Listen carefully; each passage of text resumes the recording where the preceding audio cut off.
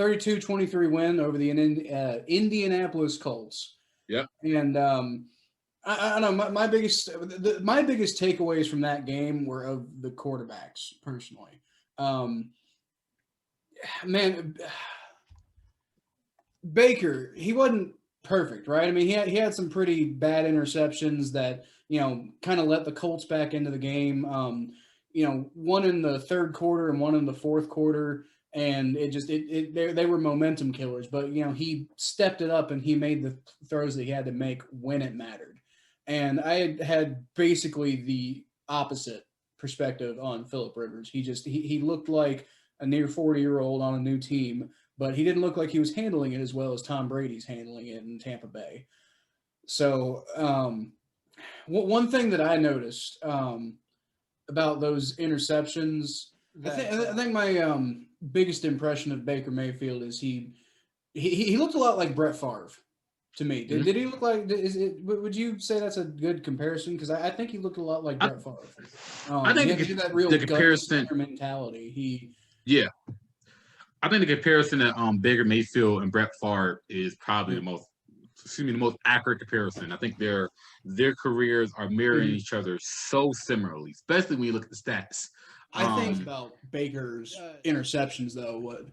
That's actually something about Favre that was worrisome from time to time. But those were really those could have been killer interceptions. Like, I mean, he did a really good job of getting it together when it mattered ultimately at the end of the game. But he almost destroyed the Browns' chances of winning with those interceptions, because both of those interceptions, the Browns' defense held the Colts to field goals, and if the Colts had gotten touchdowns on those drives, then the Colts are winning.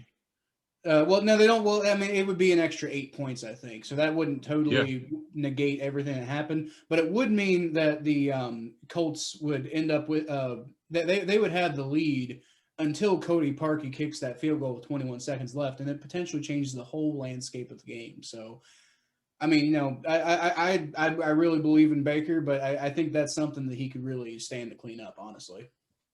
Yeah, I agree. Baker said after the game that this was his worst game of the year. That's saying a lot, considering the fact that they lost to the Ravens pretty badly. But out of the 4 games they won, I have to agree this is the worst game that Baker played, because this is the only game where he turned over the ball as much. He only threw 2 picks.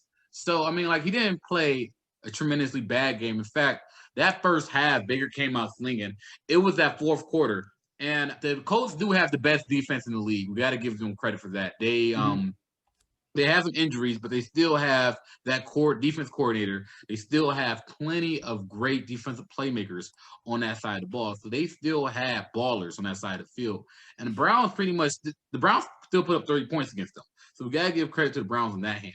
But on the other hand, Baker Mayfield did throw 2 interceptions. Like you said, he looked very pedestrian in the fourth quarter and third quarter and second half. So I'm not sure if maybe the Browns got more conservative in the second half, and that's something that I've seen.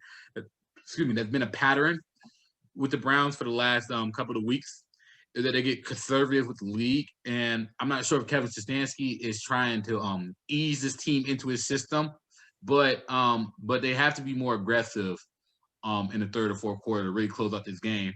Running's fun and all, but we need big passes. And I know Baker can have the capability of making these big passes.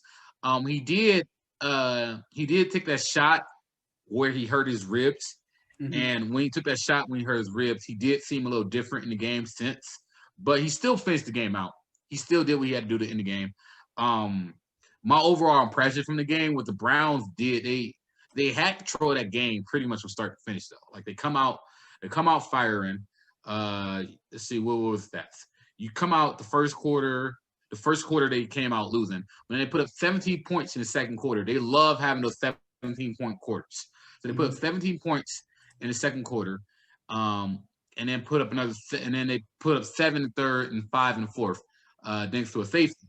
So if it wasn't for our defense making those plays and really holding the Colts, then the Colts could have came back in that game easily. So yeah, so I gotta agree with you on the Baker thing. The other thing the person I really want to give a shout out in that Browns game though is we got to give a shout out to Myles Garrett. Myles Garrett might be Defensive Player of the Year. He is phenomenal right now. When I was at the Cowboys game, I noticed that they were triple teaming Myles Garrett. It's no different with the Colts. The Colts were doing everything they could to stop Myles Garrett. Myles Garrett forced Phillip Rivers to throw that ball out of the end zone, which caused a safety. Really great defense on him. Really passionate playing. Really motivated this season. I'm really excited about what I'm seeing from Myles Garrett. He's the heart and soul of that Browns defense, especially when they have a depleted secondary. Yeah, that's what would you say though? Just from the perspective of a Browns fan, would you say is the best thing from that game? What was your like? Did you feel, oh man, this is a thing that we really got? Man, we got him by the heels here. Yeah, I gotta say the coaching, man. I gotta. Yeah. For once, we have a competent coach. The attitude of this team. You talk about every single time you get a new coach. When you're in a city with a new coach, the cliche that you hear is a new attitude, a new culture, right? You hear that so many times, but you never really see it. This time you're seeing it with the Browns. And I see what they mean by new attitude, new culture. Multiple times this year, the Browns have had many chances to lay down and die. I don't know how many times I watched the game and I was like, oh, here comes the Browns, by the Browns up the game. The first win we played against your Bengals. Joey Barrow kept on completing passes to pass after pass. And I'm like, oh, man, here comes the Bengals. The Browns are about to blow this league. They held on to the lead. The game against the Washington football team, they actually fell behind in, I believe, third quarter, and they put up 17 points in the fourth quarter, unanswered points, to come back and take that lead. And that, to me, showed that this team had attitude. This team would not lay down and die, and they're not just same old Browns. Because too many times the Browns would lose a league, and they would just lay down and die. Well, this team right here, they lost the league, and they came back and took the league back, and they won convincingly. Same thing with the Cowboys. The Cowboys started to come back. They started making all these great passes. And you thought, oh, man, here comes the Cowboys. They're about to come back in this game. They're going to win this game. Insert Odell Beckham for a 55-yard run for a touchdown. And then you see Denzel Ward making a play at the end of the game to intercept Dak Prescott to end the game. And then this week, when Baker Mayfield threw those interceptions, like you said, that almost killed us, or when I can't remember who was the player for the Colts, but he returned a 100-yard touchdown from a kick return. You thought, man, there go all momentum. The Colts are about to come back in this game. And every single time the Colts punched the Browns came back and they punched them harder. And that's very important when you talk about culture change. That's what they mean by culture change. They mean that this team, no matter what, they're not going to let up, and they're always going to give you all they got, and they're focused on winning. So that's what I'm noticing from this team. That's fair. I saw a certain fight in the Browns that just really hasn't been present in a lot of previous years.